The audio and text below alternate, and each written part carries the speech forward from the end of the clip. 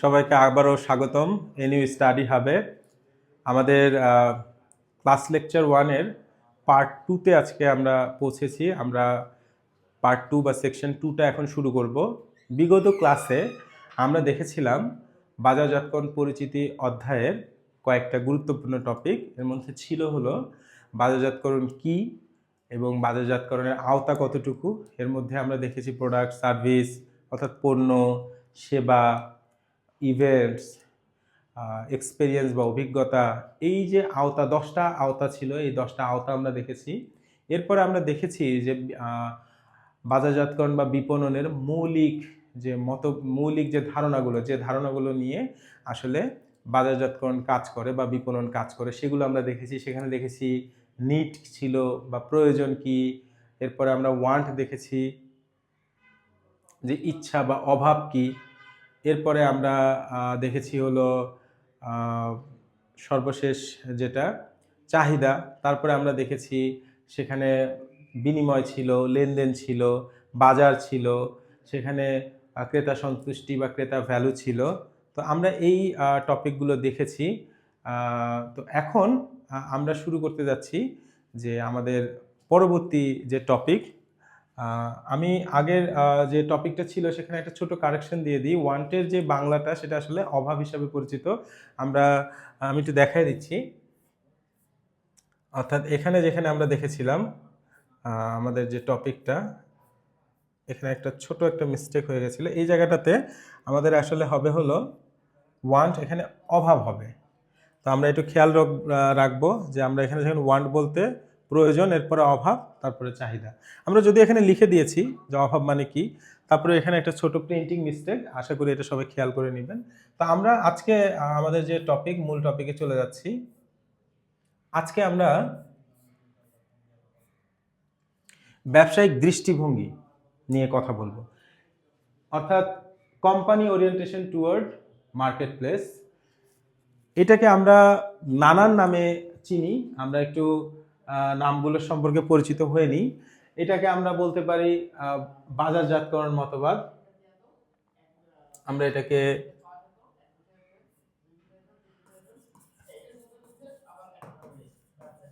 বাজারজাতকরণ মতবাদ বলতে পারি, দৃষ্টিভঙ্গি বলতে পারি। এরপরে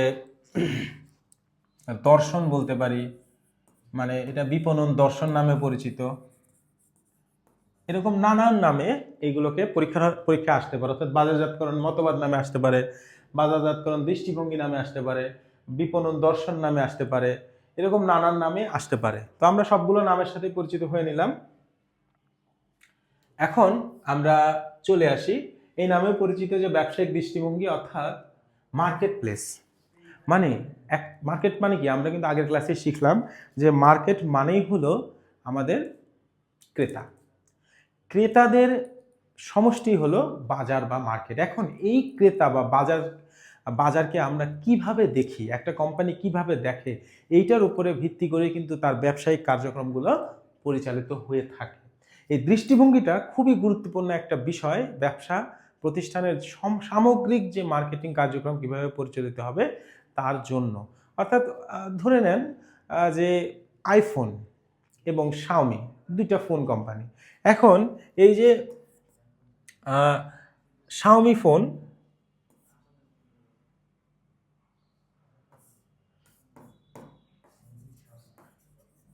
শাওমি ভার্সেস আমরা ধরে নিলাম অ্যাপলের আইফোন, এই দুইটার মধ্যে যে কোম্পানির যে দৃষ্টিভঙ্গি, শাওমি ভাবছে যে আমার পণ্যটা বা আমার ফোনটা যদি সবার কাছে, মানে যত জায়গা আছে বাংলাদেশের, যত আউটলেট আছে একদম উপজেলা পর্যন্ত যত জায়গা আছে, সব জায়গায় যদি আমি আমার ফোনটা নিয়ে পৌঁছাতে পারি এবং আমি যদি একটা সহজলভ্য দামে দিতে পারি, তাহলেই মানুষ কিনবে। এটা হলো তাদের বিশ্বাস। অপরদিকে অ্যাপল বা আইফোন, তারা কিন্তু এই বিশ্বাসে বিশ্বাসী না। তারা বলছে যে না, আমার পণ্যটা এত উন্নত মানের হবে, আমার পণ্যটা এত ইউনিক হবে, এত ভালো বৈশিষ্ট্যের হবে যে গ্রাহক এর ডোর টু ডোর, গ্রাহকের ঘরে ঘরে পৌঁছানোর প্রয়োজন নাই, গ্রাহক এমনিই কিনবে। সে বিভাগীয় শহরে যেয়ে কিনবে। অর্থাৎ অ্যাপল যদি এখন আমাদের রাজশাহী শহরে, বরিশাল শহরে এই যে 8টা বিভাগ আছে, এই বিভাগীয় শহরে যদি শোরুম দিয়ে বসে, দেখবেন যে ওই গ্রামের লোকটা যার কেনার ইচ্ছা সে ওখানে যেয়ে কিনতেছে। তার মানে তার কাছে ডিস্টেন্স ম্যাটার না, তারা এই ফিলোসফিতে বিশ্বাসী। এখন বিশ্বে তারা কিন্তু ডোর টু ইন্ডিয়াতেও তারা এখন বিজনেস করতেছে। তার মানে এই না যে ইন্ডিয়ার প্রত্যেকটা গ্রামে গ্রামে তারা চলে গেছে, কিন্তু শাওমি কিন্তু গ্রামে গ্রামে যাচ্ছে, উপজেলায় উপজেলায় যাচ্ছে, ইন্ডিয়াতেও সব জায়গায় গিয়েছে। তার মানে হলো এই যে দৃষ্টিভঙ্গি, তারা কাস্টমারকে কিভাবে দেখে, তারা ভাবতেছে যে, আবারও বললাম, শাওমি ভাবতেছে যে আমার ফোনটা যদি সহজলভ্য হয় এবং সব জায়গায় যদি আমি পৌঁছাতে পারি তাহলে বোধহয় বিক্রি হবে বেশি। আইফোন ভাবতেছে যে না, আমার পণ্যটা হইতে হবে অত্যন্ত উন্নত মানের। এই যে বিভিন্ন বিশ্বাস, দৃষ্টিভঙ্গি, এর উপরে ভিত্তি করে দেখেন অ্যাপল একভাবে কাজ করে, শাওমি একভাবে কাজ করে। এখন আমরা দেখব যে আসলে কি কি ধরনের দৃষ্টিভঙ্গি আছে বা কি কি ধরনের বাজারজাতকরণ মতবাদ আছে। একটা হলো উৎপাদন ভিত্তিক ওরিয়েন্টেশন। এটা ওরিয়েন্টেশন নামে পরিচিত। এই ওয়ার্ডগুলো সম্পর্কে একটু পরিচিত হয়ে নেবেন, কারণ নানানভাবে আসতে পারে। এটা উৎপাদন ভিত্তিক ওরিয়েন্টেশন বা উৎপাদন ভিত্তিক মতবাদও বলতে পারি আমরা এটাকে। এরপরে আছে হলো পণ্য ভিত্তিক মতবাদ, এরপরে আছে হলো বিক্রয় ভিত্তিক মতবাদ, এরপরে আছে বিপণন ভিত্তিক বা বাজারজাতকরণ ভিত্তিক মতবাদ, আছে সামাজিক বিপণন মতবাদ, এবং সর্বশেষ যেটা রয়েছে যে হোলিস্টিক বা সামগ্রিক বিপণন মতবাদ। আমরা এই 6টারই ডিটেলস দেখব, মার্কেটে কোনটা কিভাবে কাজ করতেছে সেটাও দেখব, এবং কোন ধরনের মতবাদের সুবিধা কি অসুবিধা কি। একটা জিনিস আমাকে মনে রাখতে হবে যে কোনো মতবাদই এমন না যে আগে ব্যবহার হইতো এখন আর হয় না, আবার এমনও না যে একটা কোম্পানি একটা মতবাদই ব্যবহার করবে। একটা কোম্পানির কিন্তু অনেক প্রোডাক্ট থাকে। প্রাণ আরএফএলের দেখা যাচ্ছে যে আপনার হলো কয়েকশো প্রোডাক্ট রয়েছে এখন, বা কয়েকশো না, কয়েক হাজার প্রোডাক্ট হয়তো রয়েছে। এরপর ওয়ালটনের এরকম অনেক পণ্য রয়েছে। সব পণ্যের জন্যই যে তারা একই ধরনের মতবাদ ব্যবহার করবে, ব্যাপারটা কিন্তু এরকম না। একই পণ্যের জন্য একই রকম মতবাদ হতে পারে, একই পণ্য এক এক সময় এক এক রকম মতবাদে চালাইতে হইতে পারে সিচুয়েশন ওয়াইজ। আমরা খেয়াল করব যে কোন ধরনের পরিস্থিতিতে কোম্পানিগুলা কোন ধরনের মতবাদ ব্যবহার করছে, অথবা একটা কোম্পানি কি সামগ্রিকভাবে একটা মতবাদে বিশ্বাসী কিনা। এরকম নানা বিষয় নিয়ে আমরা আলোচনা করব এখন। প্রথম যে মতবাদটা আসতেছে উৎপাদন ভিত্তিক মতবাদ। আমরা দেখছি যে এখানে মূল ফোকাসটা হলো প্রোডাকশনে, উৎপাদনে। অর্থাৎ এর বৈশিষ্ট্যগুলো কি দেখেন, এই দর্শনে প্রতিষ্ঠান বিশ্বাস করে যে ভোক্তারা সেই সব পণ্য বেশি পছন্দ করবে যা সহজলভ্য এবং সাশ্রয়ী মূল্যের, ফলে তারা উৎপাদন এবং বিতরণ দক্ষতার দিকে বেশি মনোযোগ দেয়। তাহলে এদের বিশ্বাসটাকে, এদের দর্শনটাকে, উৎপাদন ভিত্তিক মতবাদে যারা বিশ্বাসী সেই প্রতিষ্ঠানগুলা কিভাবে দেখে তাদের মার্কেটকে, তারা বলে যে ভোক্তারা সেই সব পণ্য বেশি পছন্দ করবে যা সহজলভ্য এবং সাশ্রয়ী মূল্যের। তাহলে তাদের ফোকাসটা কোথায়? তাদের ফোকাস হলো তারা ব্যাপক উৎপাদন করবে, অর্থাৎ যত বেশি উৎপাদন করবে তত খরচ কম হবে পার ইউনিটে। সুতরাং তাদের কথা হলো অনেক বেশি উৎপাদন করো। ফর এক্সাম্পল, আপনি ধরে নিচ্ছেন যে আমাদের যে সবজির বাজার, চালের বাজার, এটা কিন্তু এই উৎপাদন ভিত্তিক মতবাদে, এই আমাদের যে চালের ব্যবসাটা হয় বা দৈনন্দিন প্রয়োজনীয় যে পণ্যগুলা, শাকসবজি, চাল ডাল, এই আটা ময়দা সুজি চিনি, এইগুলা কিন্তু এই উৎপাদন মতবাদ আমরা বলতে পারি যে এখানে ফলো হয়। কারণ হলো এখানে প্রধান ফোকাস থাকে হলো ব্যাপক উৎপাদন করতে হবে, যত বেশি উৎপাদন করতে পারি চাল বা চিনি, যত কম খরচে উৎপাদন করতে পারি এবং যত বেশি জায়গায় পৌঁছায় দিতে পারি। চাল আমি যত বেশি মার্কেটে পৌঁছায় দিব তত বেশি বিক্রি হবে, আমার ঘরে থাকলে বিক্রি হবে না, বা একটা বাজারে থাকলে কম বিক্রি হবে। যদি 5টা বাজারে চাল দিতে পারি আরও বেশি বিক্রি হবে। সুতরাং যত বেশি জায়গায় আমি পৌঁছাইতে পারবো এবং আমি যত কম খরচে যত বেশি উৎপাদন করতে পারবো তত বেশি আমি সফল হব। তার মানে কিন্তু এই যে একটা নিত্য প্রয়োজনীয় পণ্য দ্রব্যগুলোর মধ্যে যে আমরা বাজার দেখতেছি, এখানে কিন্তু এই মতবাদটার একটা বড় প্রয়োগ আমরা দেখতে পারি। এই যে আমরা দেখছি চাল ডাল শাকসবজির মতো নিত্য প্রয়োজনীয় দ্রব্য, যাদের মূল টার্গেট হলো সস্তায় সবার কাছে পৌঁছানো। তো এই ধরনের পণ্যের ক্ষেত্রে আমরা দেখি এই মতবাদটা ব্যবহৃত হয়। এখন এই মতবাদের একটা দুর্বলতা রয়েছে। দুর্বলতাটা কি, যে আপনি যখন কম খরচে বেশি উৎপাদনকে বেশি জোর দিচ্ছেন, আপনি অনেক সময় জানছেনই না যে আসলে গ্রাহকের প্রয়োজনীয়তাটা কি। আপনি এখন কম খরচে এমন কিছু উৎপাদন করতেছেন, ধরেন যে চিপসের বাজারে আমরা কিন্তু দেখি যে 10 টাকা দামের একটা চিপসের প্যাকেট আছে, পটাটা চিপস, সব কোম্পানি এটা তৈরি করতেছে। আমার কাছে মনে হয় যে এই কোম্পানিগুলো কিন্তু এই উৎপাদন ভিত্তিক একটা মতবাদের তারা বিশ্বাস করতেছে, কারণ তারা ব্যাপক উৎপাদন করে ওই চিপস, কম খরচে, যত কম খরচে তারা উৎপাদন করতে পারে।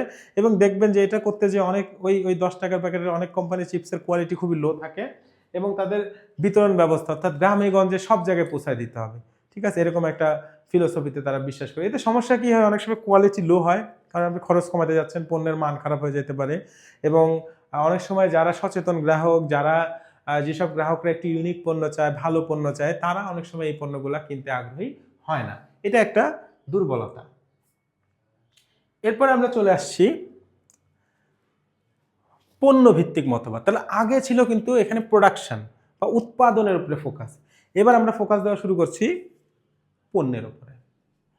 কি কি করি আমরা দেখেন, এই মতবাদে যারা বিশ্বাসী তারা কি বিশ্বাস করে, তারা বিশ্বাস করে যে ভোক্তারা সবসময় উন্নত গুণমান, কর্মদক্ষতা এবং উদ্ভাবনী বৈশিষ্ট্য সম্পন্ন পণ্য চায়, ফলে তারা উদ্ভাবনে বেশি জোর দেয়। অর্থাৎ এই মতবাদে যারা বিশ্বাসী, এবার একদল কোম্পানি তারা ভাবতেছে না, অনেক বেশি উৎপাদন করলে হবে না, যা উৎপাদন করব তার কোয়ালিটি সবচেয়ে ভালো হইতে হবে, এবং সেখানে অনেক ধরনের উন্নত উদ্ভাবন দিতে হবে, অনেক ধরনের বেটার কোয়ালিটি দিতে হবে, ফিচার দিতে হবে নতুন নতুন, অর্থাৎ যেভাবেই হোক তাকে ইউনিক করতে হবে, তাকে উন্নত করতে হবে এবং বেটার কোয়ালিটি দিতে হবে, তাহলেই মানুষ কিনবে। এই ফিলোসফিতে বা এই মতবাদে এই কোম্পানিগুলা বৈশিষ্ট্য। তাহলে তারা কোথায় ফোকাস দেয়, তারা ফোকাস দেয় উচ্চমানের পণ্য তৈরিতে, কোয়ালিটি হাই, উন্নত প্রযুক্তির ব্যবহার করে তারা, ক্রমাগত পণ্যের উন্নয়ন করে তারা অল টাইম। যেমন আমরা যদি উদাহরণ হিসেবে দেখি যে আমরা অ্যাপলের বিজনেসে কিন্তু আমরা এই প্রোডাক্ট ওরিয়েন্টেশনটার একটা প্রয়োগ দেখতে পারি, কারণ তারা সব সময় প্রচুর পরিমাণে কিন্তু ইনভেস্ট করে পণ্যটাকে নতুন কিছু দিতে, পণ্যটাতে ভালো কোয়ালিটি দিতে, এবং তারা ক্রমাগত পণ্যের উন্নয়ন, প্রতি বছরই একটা ভার্সন নিয়ে আসতেছে যেটা আগের ভার্সনের চেয়ে আরও বেশি উন্নত। এখন বা আমরা যারা ইন্টেলের কথা যদি বলি, ইন্টেলের বিভিন্ন চিপস কম্পিউটারে কিন্তু ব্যবহৃত হয়, এই চিপসগুলা কিন্তু মূল ফোকাসে থাকে যত বেটার কোয়ালিটি দেওয়া যায়। এই চিপসগুলা বা মেমোরি কার্ড যেগুলা, সেগুলোর কিন্তু মূল ফোকাস কিন্তু যত বেশি ডেটা সে দিতে পারে, অর্থাৎ যত ভালো কোয়ালিটি সে দিতে পারে। এই কোয়ালিটিটা যখন ফোকাসে থাকে তখন আমরা এটাকে বলি পণ্যভিত্তিক মতবাদ। এখন এখানে আমরা একটা আপনার হলো সমস্যা আছে, এই মতবাদের কি কোনো সমস্যা আছে? হ্যাঁ, এই মতবাদেরও কিছু সমস্যা আছে। যেমন আমরা এটাকে বলি যে মায়োপিয়া, আমরা এটাকে বলি হলো, এটাকে বলি আমরা চোখে যারা কম দেখি, আমি যদি সহজ ভাষায় ওয়ার্ডটা বলি, যে আমরা চোখে যারা কম দেখি, অর্থাৎ যারা কাছের জিনিস দেখতেছি, দূরের জিনিসটা দেখতে পাচ্ছি না, এটাকে আমরা বলি এক ধরনের কি, যে দৃষ্টিভঙ্গির সমস্যা। এটাকে মার্কেটিংয়ের ভাষায় ইংরেজিতে বলে মার্কেটিং মায়োপিয়া। হ্যাঁ, একটু ইংলিশ টার্মিনোলজি, এটা আমি লিখলাম না, সহজে বুঝাই দিচ্ছি।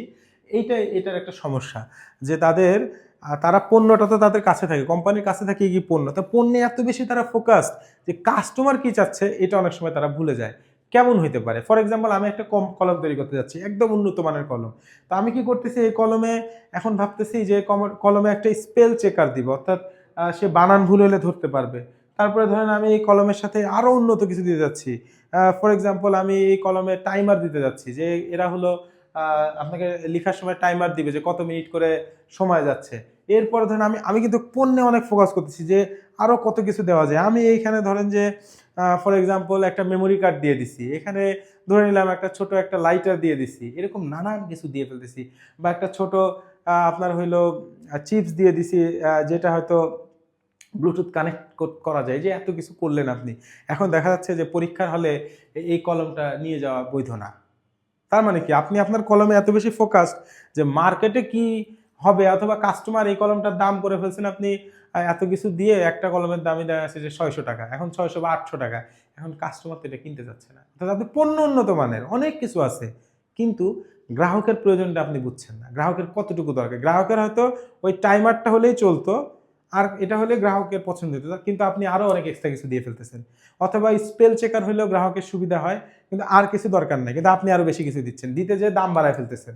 এখন গ্রাহক আর কিনতে যাচ্ছে না। তার মানে এখানে একটা সমস্যা দেখা যায় যে গ্রাহকের প্রয়োজন না বুঝেই আপনি হয়তো নানান ধরনের উন্নয়ন সংঘটিত করতেছেন, যেগুলো অপ্রয়োজনীয় হয়ে যাচ্ছে একটা সময়। এটা একটা সমস্যা। এরপরের যে মতবাদটা, এটাকে আমরা বলতেছি বিক্রয় ভিত্তিক ওরিয়েন্টেশন বা সেলিং ওরিয়েন্টেশন। বিক্রয় ভিত্তিক মতবাদ। তাহলে এখানে ফোকাসটা কোথায়? বিক্রয়। এরা কি বিশ্বাস করে দেখেন, এরা বলছে যে গ্রাহক স্বেচ্ছায় কিনবে না। এই মতবাদে যারা বিশ্বাসী তারা কি বলছে? তারা বলছে যে গ্রাহক স্বেচ্ছায় কিনবে না, তাকে জোরালোভাবে প্ররোচিত করতে হবে, তাকে বেশি বেশি প্রলুব্ধ করতে হবে। তাই তারা বিক্রয় কৌশল ও বিজ্ঞাপনে বেশি জোর দেয়। তার মানে একটা গ্রুপ, একটা কোম্পানি, এক ধরনের কোম্পানি তারা বিশ্বাস করে যে মানুষ সহজে কিনবে না, তাকে তার কাছে বারবার যেতে হবে, বুঝাইতে হবে, তাহলেই মানুষ কিনবে। তাহলে এই ধরনের যারা, এই যে বিশ্বাস, যখন একটা বিশ্বাসের সাথে তার কর্মকাণ্ডের কিন্তু পার্থক্য হয়ে যাচ্ছে। অর্থাৎ আমরা যে বিভিন্ন ধরনের মতবাদ দেখছি, তাদের বিশ্বাস যেমন ভিন্ন, যখন হয়ে যাচ্ছে কোনো একটা পণ্যের ক্ষেত্রে, তখন তাদের কর্মকাণ্ডও কিন্তু ভিন্ন হচ্ছে। এরা কি করতেছে? আগ্রাসী বিক্রয় কৌশল, প্রচারণা এবং প্রমোশন, শর্ট টার্ম লাভ। কারা এরকম করতেছে? আমরা একটা উদাহরণ সহই দেখি, যে জোরালো ফোন কল মার্কেটিং, বাড়ি বাড়ি গিয়ে বিক্রি করার প্রচেষ্টা। এটা একটা উদাহরণ। অর্থাৎ ফোন দিয়ে দিয়ে দেখবেন অনেক সময় আমাদেরকে গ্রামীণ ফোন থেকে ফোন দিচ্ছে, রবি থেকে ফোন দিচ্ছে, দিয়ে এই প্যাকেজটা আপনি নেবেন কিনা। বা আগে এরকম ফোন আরো অনেক বেশি আসতো, এখন আমি জানি না, আমার কাছে একটু কমে আসে। কিন্তু এই যে ফোন দিয়ে দিয়ে ডিস্টার্ব করা, কিন্তু দেখবেন যে এই ফোন না দিলে তাদের যে পরিমাণ প্যাকেজ সেল হইতো, বা যে কলার টিউন বলেন, এই প্যাকেজ সেই প্যাকেজ, যা যা সাবস্ক্রাইব হইতো, কল না দিলে খুব একটা হইতো না, কিন্তু কল দেওয়ার ফলে এটা অনেক বেশি হয়, অনেকে এটা সাবস্ক্রাইব করে। কারণ কি? যে তারা আগ্রাসী বিক্রয় কৌশল, চাচ্ছে না কাস্টমার, তাও তাকে ফোন দাও, তাও তাকে বলো যে আমাদের এটা আছে ওইটা আছে। দেখবেন যে আমি একটা চাল ডাল থেকে একটা অর্ডার করছিলাম অনেকদিন আগে, তো আমি ঢাকার বাইরে চলে গেছি, ওইখানে আসলে আমার এত প্রয়োজন নাই, যখন আমি ঢাকায় ছিলাম একসময়ের পর ঢাকার বাইরে গিয়েছিলাম, এই চালডাল.com, মানে অনলাইন থেকে এই যে শাকসবজি মাছ মাংস কেনার যে একটা সাইট, তারা আমাকে ফোন দেয়, বারবার ফোন দেয়, এখনো ফোন দেয়। তার মানে এটা তাদের কিসের প্রকাশ? তাদের বিশ্বাস যে আমি যদি কাস্টমারের কাছে বারবার না যাই, বিক্রয় কৌশলটা যদি আমার জোরালো না হয়, আমি যদি বেশি প্রচারণা প্রমোশন না করি, অ্যাডভার্টাইজমেন্ট বেশি না দিই, মানুষ কিনবে না। ঠিক আছে? যেমন ইন্স্যুরেন্স কোম্পানিগুলো দেখবেন যে অফিসের যারা চাকরিজীবী করে তাদের পিছনে পিছনে ঘুরতেছে, ঘুরে যেভাবেই হোক 20 জনের কাছে ঘুরে একটা সফল হচ্ছে, কিন্তু যদি কারো কাছে না যায়, তারা জানে একটাও সেল হবে না। এরকম ভাবে বিভিন্ন প্রতিষ্ঠানগুলা জোরালোভাবে যখন বিক্রয় কৌশল করে এবং প্রচুর অ্যাডভার্টাইজমেন্ট দেয়, তখন আমরা সেটাকে কোন মতবাদের মধ্যে ধরবো? Selling orientation. কিন্তু এখানে সমস্যাটা কি? সমস্যাটা হলো, দেখেন আপনি যখন জোর করে বিক্রি করার চেষ্টা করতেছেন, সে একবার কিনতেছে বা কোনোভাবে কিনতেছে, কিন্তু তার একটা নেগেটিভ ধারণা তৈরি হয়ে যেতে পারে কোম্পানির প্রতি, এটা একটা শর্টকামিং। সেকেন্ড হলো, মানুষের যদি প্রয়োজন না থাকে, তার কাছে সেটা বিক্রি করতে যে পরিমাণ খরচ হয়, সেই খরচটার কারণে অনেক সময় কোম্পানি বেনিফিটেড নাও হইতে পারে। অর্থাৎ সর্বশেষ দেখা যাচ্ছে সে লাভবান হচ্ছে না। অর্থাৎ এই 30 জায়গায় যেয়ে তারপরে একটা সেল হচ্ছে, এই জন্য আমার যে পরিমাণ বিক্রয় কর্মী, তাদের যে পরিমাণ বেতন দিতে হচ্ছে, এবং কোম্পানির যে পরিমাণ খরচ, সেটা আসলে সেলে উঠে আসবে কিনা, এটা একটা বড় প্রশ্ন থেকেই যায়। এরপর আমরা চলে আসছি বিপণন ভিত্তিক মতবাদ বা বাজারজাতকরণ মতবাদ, আমরা এটাকে বলি। বাজারজাতকরণ মতবাদ বা বিপণন ভিত্তিক মতবাদ। এই মতবাদটা কি? দেখেন, আগের যত ধরনের আমাদের মতবাদ ছিল, সেই মতবাদগুলা মূলত ছিল হলো কোম্পানি কেন্দ্রিক। অর্থাৎ পণ্য ভিত্তিক যে মতবাদ, সেই পণ্য ভিত্তিক মতবাদে কি হইতো? কোম্পানি তার পণ্য নিয়ে ফোকাসড। উৎপাদন মতবাদে কি? কোম্পানি কত কম খরচে উৎপাদন করতে পারে। এরপরে যখন বিক্রয় মতবাদে আসি, কোম্পানি কত বেশি বিক্রয়ের প্রচেষ্টা করতে পারে, কত বেশি তার পণ্যটা প্রচার করতে পারে। তার মানে ফোকাসটা হলো সেই প্রতিষ্ঠানের মধ্যে, ব্যবসার শুরুটা হচ্ছে প্রতিষ্ঠানকে দিয়ে। এবার বিপণন মতবাদ বা বাজারজাতকরণ যে মতবাদ, এই বাজারজাতকরণ মতবাদে এসে এই কোম্পানি থেকে চেঞ্জ হয়ে আমাদের যে চিন্তাধারাটা, সেটা সূত্রপাত হবে গ্রাহক দিয়ে, গ্রাহক বা কাস্টমার দিয়ে। গ্রাহককে দিয়ে আমাদের সূত্র হলো বিপণন ভিত্তিক ওরিয়েন্টেশনের বা মার্কেটিং মতবাদের, বাজারজাতকরণ মতবাদের। তাহলে তারা কি করে? ভোক্তার চাহিদা ও ইচ্ছাই সবচেয়ে গুরুত্বপূর্ণ, তারা বিশ্বাস করে। তাই তারা বাজার গবেষণার মাধ্যমে গ্রাহকের চাহিদা বুঝে এবং সেই অনুযায়ী পণ্য তৈরি করে। অর্থাৎ আমি একটু আগে যে এক্সাম্পলটা দিলাম যে একটা কলমে আমি অনেক ধরনের ফিচার দিয়ে ফেলছি, তো আমি কি করছি এবার যে আমি ভাবতেছি ও আচ্ছা আমি তো এখানে একটা ক্যামেরাও দিতে পারবো, আমি তো এখানে একটা ব্লুটুথ চিপও দিতে পারবো, আমি তো এখানে টাইমার দিতে পারবো, আমি তো এখানে স্পেল চেকার দিতে পারবো, ইরেজার দিতে পারবো, অনেক কিছু দিতে পারবো। তা আমি ভাবতেছি যে সব দিব, যেহেতু আমি পারবো, আমার টাকা আছে, আমার ইঞ্জিনিয়ার আছে, আমি দিব। কিন্তু যদি বাজারজাতকরণ মতবাদে কোম্পানিটা বিশ্বাসী হইতো তাহলে সে কি করতো? সে যা পারে ঠিক আছে, সে গ্রাহকের কাছে যাইতো, যে বলতো যে ভাই আমরা তো একটা কলম আনতে যাচ্ছি, যে কলমটাতে আমরা ইচ্ছা করলে এই অপশনগুলো দিতে পারি এবং তাতে হয়তো সম্ভাব্য দাম এরকম হইতে পারে। তো আপনারা একটু টিক দেন তো দেখি কোন কোন ধরনের জিনিসগুলো আপনাদের বেশি জরুরি মনে হয়। এই ফোনে কি টর্চ লাইটটা জরুরি, নাকি স্পেল চেকার মানে বানান চেকার স্পেল চেকারটা জরুরি, এটাতে কি আপনার টাইমার জরুরি, বা এটাতে কি ইরেজার জরুরি, যেটা কলমের বা ওই যে যেটাকে আমরা বলতেছি ফ্লুইড, এটা জরুরি। তো সে কিন্তু ওই 4, 5, 7টা আপনি অপশন দিলেন, আপনি এবার গ্রাহক টিক দিচ্ছে কার কোনটা জরুরি। এবার আপনি দেখতেছেন একটা দেখলেন এভাবে আপনি একটা গ্রাফ করলেন, সেই গ্রাফে দেখতে পারলেন যে সবচেয়ে বেশি বলতেছে যে টাইমার, তাদের টাইমারটা হলে ভালো হয়। এরপরে ধরেন যে সেকেন্ড অপশনে আছে হলো ধরে নিলাম যে আপনার হলো রিমুভার, যেটা হলো ওই যে আপনার হলো কলমের কালিটা মোছার জন্য যেটা ব্যবহার করি, অনেক সময় আমাদের কাটাকাটি হলে যেটা দিয়ে রিমুভ করি আমরা, ওই গ্লু, যে সাদা গ্লুটা রিমুভার, ওই রিমুভার ধরেন সেকেন্ড অপশনে আছে। তো আর বাকি সব ধরেন এরকম অল্প অল্প। তার মানে আমি বুঝতেছি যে এই দুইটাই সবচেয়ে বেশি পরিমাণে গ্রাহক চাচ্ছে। তার মানে আমার কলমে মেইনলি টাইমার দিতে হবে, আর ওই আপনার হলো কালি রিমুভার যেটা, ওইটা দিতে হবে। তার মানে আমি যেহেতু একটা গবেষণা করলাম, এই গবেষণার মাধ্যমে আমি বের করলাম যে এই দুইটা আমার বেশি জরুরি, সুতরাং আমি আমার পণ্যে এই দুইটাই দিব। এরপরে যখন আমি বাজারে যাব তখন দেখবো যে আমার সেল অটোমেটিক বাড়তেছে, কারণ কাস্টমার তো এইটাই চাইছিল। আমি তো অলরেডি এটা জানি, আমি তো নিজের থেকে একটা কিছু তৈরি করে কাস্টমারের উপরে চাপাইতে যাই নাই। কাস্টমার যেটা চাচ্ছে সেটা জেনে তারপরে আমি আমার পণ্য তৈরি করছি। সুতরাং এখন কাস্টমারের উপরে আর চাপাইতে হবে না, কাস্টমাররাই বলছে যে আমাকে এরকম একটা জিনিস দাও।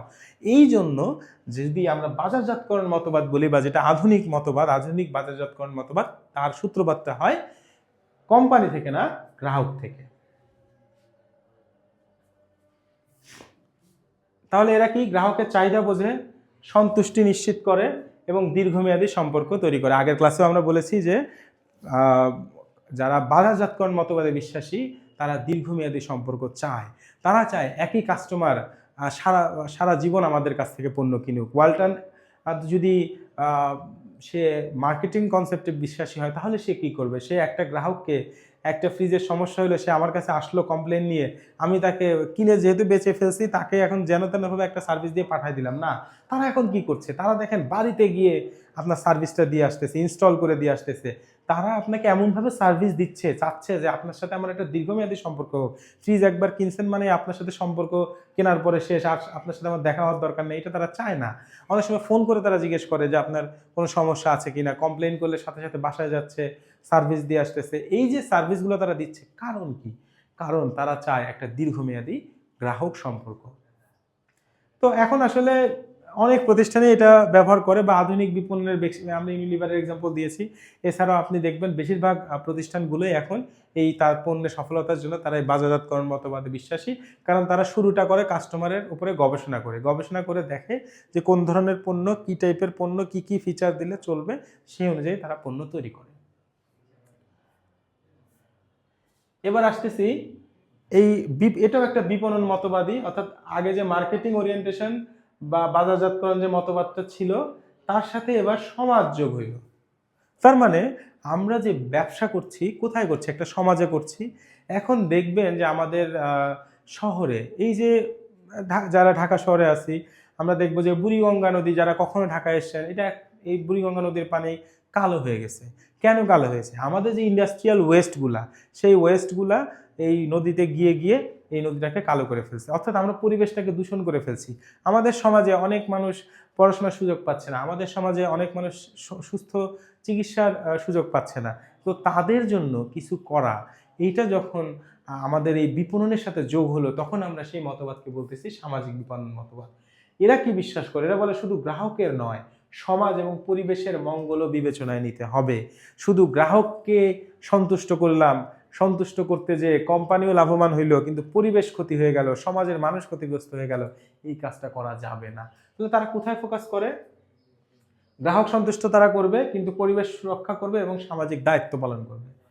যেমন মনে করেন যে এসএমসি, তারা কিন্তু বিভিন্ন সামাজিক উন্নয়নে কাজ করতেছে সমাজের জন্য। তারা যেমন ওদের কিন্তু মূল পণ্যগুলোই কি, যেমন ডায়রিয়া হলে ওরসালাইন তারা করতেছে, মানে তারা খাওয়ানোর জন্য মানুষকে বিভিন্নভাবে বোঝাচ্ছে যে ডায়রিয়া হলে ওরসালাইন খেতে হয়। তার মানে কি, তারা সমাজের একটা মানুষ অসুস্থ হলে তার সুস্থতার জন্য কি করণীয় সেটা সে বোঝাচ্ছে। এছাড়াও আমি যদি বলি, যেমন লাইফ বয়ের জীবনতরী নামে একটা ভাসমান একটা চিকিৎসা কেন্দ্র আছে, তারা কিন্তু মানুষকে চিকিৎসা সেবা দিচ্ছে। এছাড়াও আমরা যদি বলি আপনার বিভিন্ন প্রতিষ্ঠান কিন্তু শিক্ষাবৃত্তি দিচ্ছে। এই যে সমাজের জন্য কিছু করা, এরপরে প্লাস্টিক ব্যাগ বর্জন করে যে ব্যাগগুলো রিইউজ করা যায় আবার এই ধরনের ব্যাগের মাধ্যমে প্যাকেজিং করা, এরকম নানান ধরনের কর্মকাণ্ডের মাধ্যমে সমাজের দূষণটাকে কমানো, মানুষের জীবনটাকে একটু উন্নয়ন করা, এটাকে যখন আমরা প্রাধান্য দিই, বৃক্ষরোপণ কর্মসূচিতে তারা অংশগ্রহণ করতেছে, এরকম নানান ধরনের কর্মকাণ্ডের মাধ্যমে আমরা সামাজিক বিপণন মতবাদের একটা চিত্র দেখতে পারি। অর্থাৎ শুধুমাত্র ব্যবসায় নয়, সমাজের কল্যাণের জন্য কিছু করা এবং সমাজের ক্ষতি না করা, পরিবেশের ক্ষতি না করে ব্যবসা করা, এটাই হলো এই মতবাদের মূল লক্ষ্য। এরপরে আমরা আসছি সর্বশেষ একটা মতবাদ দিয়ে আমরা শেষ করব, সেটা হলো সামগ্রিক বিপণন ওরিয়েন্টেশন বা হলিস্টিক মার্কেটিং ওরিয়েন্টেশন। এটাকে আমরা সামগ্রিক বাজারজাতকরণ মতবাদও বলতে পারি। আমি আবারও বলতেছি, এগুলো নানান নামে পরিচিত। সামগ্রিক বাজারজাতকরণ মতবাদ, সামগ্রিক বাজারজাতকরণ দৃষ্টিভঙ্গি, সামগ্রিক বিপণন দৃষ্টিভঙ্গি, দর্শন, এরকম নানান নামে পরিচিত। হলিস্টিক মানে বলতেছে যে সবাই ম্যাটার করে, সামগ্রিক মানে সবাইকে নিয়ে ব্যবসাটা করতে হবে। শুধুমাত্র এক পক্ষের জন্য ভালো করলাম আর এক পক্ষকে খেয়াল করলাম না, এভাবে আমরা করব না। আমরা সবাইকে নিয়েই ব্যবসাটাকে নিয়ে এগিয়ে যাব। সেখানে কারা কারা থাকবে? রিলেশনশিপ মার্কেটিং, অর্থাৎ আমি গ্রাহক, কর্মী, সাপ্লায়ার, অংশীদার সবার সাথে দীর্ঘমেয়াদী সম্পর্ক করব। শুধু গ্রাহকের সাথে এমন না, আমার যারা কর্মী আছে তাদের সাথে আমার দীর্ঘমেয়াদী সম্পর্ক থাকবে। আমার যারা সাপ্লায়ার আছে, আমাকে যারা কাঁচামাল দেয়, আমি জুস কোম্পানি, আমাকে যারা প্রতি বছর আম সাপ্লাই দেয়, তাদের ভালো মন্দটাও আমি খেয়াল করব, তাদের খোঁজ খবর আমি রাখবো, তাদের উন্নয়নের জন্য কাজ করব। এরপরে ইন্টিগ্রেটেড মার্কেটিং। ইন্টিগ্রেটেড মার্কেটিংটাকে বলা হয় সমন্বিত বিপণন। খেয়াল করে দেখবেন যে অনেক সময় আপনি গ্রামীণ ফোন একটা ব্লু একটা ওদের কিন্তু একটা ইমেজ তারা ক্রিয়েট করে ফেলেছে, অর্থাৎ নীল রং। আপনি দেখলে আপনি ভাবছেন যে এটা গ্রামীণ ফোনের কিছু হইতে পারে। অর্থাৎ তারা তাদের বিলবোর্ডে ব্লু কালার ইউজ করে, অ্যাডভার্টাইজমেন্টের ব্যাকগ্রাউন্ডে ব্লু কালার ইউজ করে, তারা যখন সিম কার্ড দিচ্ছে তার উপরে তারা একটা ব্লু কালার ইউজ করতেছে। অর্থাৎ এই যে, এবং রবি দেখেন রেড ইউজ করতেছে। এই যে তাদের যে সমন্বয় করা, অর্থাৎ আপনি এখন ধরেন যে যদি গ্রামীণ ফোন এমন হইতো যে তাদের সিম কার্ডটা হলুদ রঙের, তাদের ব্যানারটা লাল রঙের, তাদের পত্রিকায় যেটা যায় সেটা যায় সবুজ রঙের, এরকম ভিন্ন ভিন্ন হইলে কি হইতো যে বিপণনটা সমন্বিত হইতো না। অর্থাৎ আপনাদের সব কাজ, বিজ্ঞাপন, বিক্রয়, ডিজিটাল ইভেন্ট, সব জায়গায় আপনার একটা সমন্বয় থাকতে হবে। আপনি অ্যাডভার্টাইজমেন্টে বলতেছেন যে সিম কিনলে 5 GB ফ্রি, আর আমি যখন আপনার কাস্টমার কেয়ারে যাচ্ছি, আপনার যখন শোরুমে যাচ্ছি বা আপনার যখন কর্মীর কাছে যে সিম কিনতেছি ওখানে বলতেছেন যে না এটা 1 GB ফ্রি, তার মানে কি আপনার সমন্বয় নাই। আপনার প্রত্যেকটা কাজের মধ্যে সমন্বয় থাকতে হবে। এরপরে ইন্টারনাল মার্কেটিং, অর্থাৎ এটা একটা গুরুত্বপূর্ণ কনসেপ্ট যে আমাকে শুধুমাত্র আমি গ্রাহকের সাথেই মার্কেটিং কাজটা করব, ব্যাপারটা এরকম না। অর্থাৎ আপনার যে এমপ্লয়ি আছে তাদেরকেও আপনার খেয়াল করতে হবে, তাদের প্রয়োজনটা আপনাকে বুঝতে হবে, তারা যেন আপনার, অর্থাৎ হ্যাপি এমপ্লয়ি হ্যাপি অর্গানাইজেশন। আপনার কর্মী যদি সন্তুষ্ট থাকে তারা গ্রাহককেও সন্তুষ্ট করবে। একজন কর্মী যে নিজেই সন্তুষ্ট না আপনার কোম্পানির প্রতি, সে আপনার গ্রাহককে কোনোদিনই সন্তুষ্ট করবে না। সুতরাং আপনার কর্মীর সন্তুষ্টির জন্য তাদের যত ধরনের সুযোগ সুবিধা দেওয়া এটা দিবেন। এবং মার্কেটিং বলতে আমি কি বোঝাচ্ছি, ধরেন যে আপনি একটা ফোন কোম্পানি, তো আপনি কি করতেছেন, আপনার যে এমপ্লয়ি আছে ওই ফোনটা তাদেরও একটা গ্রুপ অফ পিপলকে দিয়ে দেখতেছেন যে তাদের ফিডব্যাক কি, তারা যদি কমপ্লেন করে তার মানে কাস্টমারও কিন্তু কমপ্লেনই করবে। সুতরাং আপনার মার্কেটিংয়ের পার্ট হিসাবে এমপ্লয়ীদেরকেও ইনক্লুড করতে হবে। এবং সোশ্যাল মার্কেটিং, অর্থাৎ একটু আগে যেটা নিয়ে আমরা কথা বললাম যে সমাজের উন্নয়ন নিয়ে আমাদের কাজ করতে হবে। তো এই 4টা ব্যাপারকে নিয়ে যখন সামগ্রিকভাবে একটা বিপণন কার্যক্রম পরিচালনা করা হয় তখন আমরা সেটাকে বলি সামগ্রিক বিপণন কৌশল। আপনি দেখবেন যে গুগলের একটা কথা বলা হয়েছে, গুগলের যদি অফিস আপনি ইউটিউবে সার্চ দিয়ে দেখেন, সেখানে দেখবেন যে তাদের কর্মীদের জন্য কি কি ধরনের সুযোগ সুবিধা সেখানে দেওয়া হয়েছে, একটা আরামদায়ক কর্মপরিবেশ সেখানে দেওয়া হচ্ছে। সুতরাং শুধুমাত্র কাস্টমারকে আমি ভালো কিছু দিব, আমার কর্মীকে দিব না, আমার সমাজের জন্য কিছু করব না, এরকম করলে হবে না। আমার সাথে যারা জড়িত সবাইকে নিয়ে একসাথে আমরা একটা বিপণন কৌশল প্রয়োগ করব। এটাই হলো সামগ্রিক বিপণন কৌশল। আমরা আমাদের আজকের ক্লাসের লাস্ট যে টপিক, অর্থাৎ বিপণনের কার্যাবলী, অর্থাৎ বিপণন কি কি কাজ করে সেটা দিয়ে আমরা শেষ করব। বিপণন আসলে 3 ধরনের কাজ করে। উৎপাদনের আগে কিছু কাজ করে, আমরা এগুলো ডিটেলসে যাব। এরপরে উৎপাদনের পরবর্তী কিছু কাজ করে, এবং যখন পণ্যটা বিক্রয় হয়ে গেল, বিক্রয়ের পরে কিছু কাজ করে। তো আসেন আমরা একটু দেখি যে উৎপাদনের পূর্বে সে কি কি কাজ করে। সে প্রথমে যেটা করে, বিপণনের পরিবেশ বিশ্লেষণ করে। পরিবেশ বলতে কি, অর্থাৎ এই যে আমার অর্থনৈতিক পরিবেশ, আমার যে সামাজিক পরিবেশ, রাজনৈতিক পরিবেশ, আমি যে ব্যবসা মার্কেটিংটা করব, সেখানে কোন কোন জিনিস বৈধ, কোন কোন জিনিস কোন সমাজে অবৈধ। অর্থাৎ আমাদের দেশ একটা মুসলিম দেশ, এখানে অ্যাডভার্টাইজমেন্টে কোন কোন ধরনের জিনিস বৈধ, কোন কোন জিনিস অবৈধ, এটা আমাকে বুঝতে হবে। দেখবেন একই কোম্পানি ওয়েস্টার্ন কালচারে যে ধরনের পোশাক মডেলদের ইউজ করাচ্ছে, মুসলিম কান্ট্রিতে তারা সেই ধরনের পোশাক পরিচ্ছদ ইউজ করাচ্ছে না। তার মানে কি, সে এই পরিবেশটাকে বিশ্লেষণ করতেছে। এরপরে বাজার থেকে তথ্য সংগ্রহ, অর্থাৎ আমি ওই যে একটু আগে বললাম যে মার্কেটিং শুরুই হয় হলো কাস্টমারের কাছে যাও, বাজারে যাও, যে জানতে চাও যে তারা কোন ধরনের পণ্য চাচ্ছে। পণ্য পরিকল্পনা উন্নয়ন, অর্থাৎ উৎপাদনের পূর্বেই একটা পণ্য নিয়ে পরিকল্পনা করতে হবে। অর্থাৎ আমার পণ্যে কি কি ধরনের ফিচার, আমি তো বাজার থেকে তথ্য সংগ্রহ করছি, পরিবেশ বিশ্লেষণ করছি, এবার আমি একটা পরিকল্পনা করবো যে আমার পণ্যে কি কি জিনিস দেওয়া যেতে পারে, কি কিভাবে আমি এটা তৈরি করব। এরপরে অর্থ সংস্থান, গুরুত্বপূর্ণ একটা কাজ। অর্থাৎ ব্যাংক আছে, বিভিন্ন ধরনের ফাইন্যান্সিং অর্গানাইজেশন আছে, এই বিভিন্ন ইনভেস্টর আছে, কোথায় থেকে আমি আমার টাকাটা নিব, আমার বিপণনের, আমার নিজের কোম্পানি আছে, এরকম অনেকগুলো সোর্স আছে, যে সোর্সগুলো থেকে আমরা অর্থ সংস্থান করতে পারি বিপণন কার্যাবলী করার জন্য। ক্রয়, অর্থাৎ আমি কাঁচামাল ক্রয় করব। আমি উৎপাদনের পূর্বে আমার পণ্য তৈরি করার জন্য, আমি যদি জুস কোম্পানি হই, আমি আম সংগ্রহ করব, কোথায় থেকে করব, কোন আম ভালো হবে, কোন সময় কিনলে ভালো হবে, কোন সাইজটা ভালো হবে, এগুলো আমি আগে নির্ধারণ করব। এবং গবেষণা কার্যক্রম, অর্থাৎ আমি কি করব, কন্টিনিউয়াস একটা গবেষণা কার্যক্রম করব।